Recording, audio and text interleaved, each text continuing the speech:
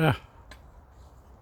Hej, jeg hedder Carsten, og jeg sidder i bestyrelsen for Grove og Bøgehaver. Og vi har jo nogle problemer med mosegrise, og derfor har vi indkøbt nogle fælder.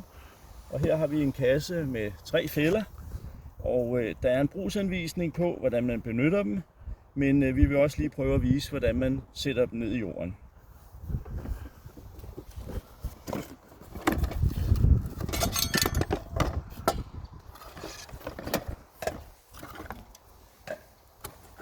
Sættet består af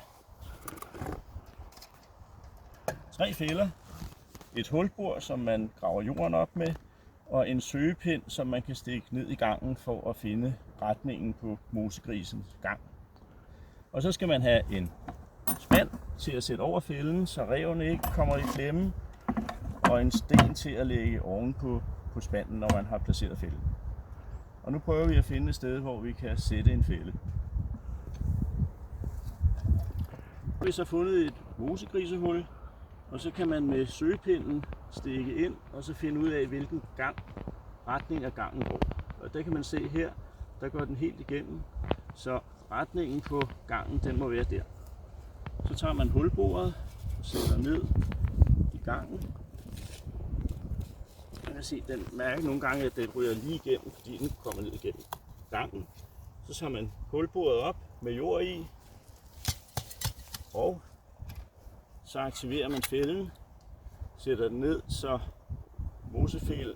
mosegrisen går igennem her, og så placerer man den og trykker den lige ned i gangen, og så sætter man lige sin spand henover, så ræven ikke kommer i klemme. Sådan. Og så er fælden klar, og så kan man så dagen efter måske få en mosegris. Jeps. Det er en fælde, vi har placeret for nogle dage siden. Og nu må vi se, det ser ud som om fælden er udløst, så måske sidder der så en mosegris nede i fælden. Hvordan ser du, at den er udløst? Det er, når den røde er kommet ned. Det man gjorde for at udløse den, det var at hive den op. Og her, der er den faldet sammen, og så sidder der måske en mosegris dernede. Ja, mosegrisen er dernede. Nu skal vi bare lige have den op.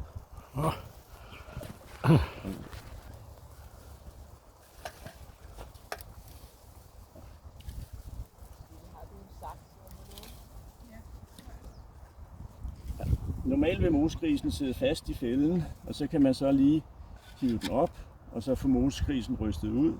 Her der er den så røget ud af fælden, men ligger nede i hullet. Og her har vi så en lille mosegris. Det er derfor, den ikke sidder fast i fælden. Det er fordi, det er en unge. Så held og lykke med fangsten. Så, der fik jeg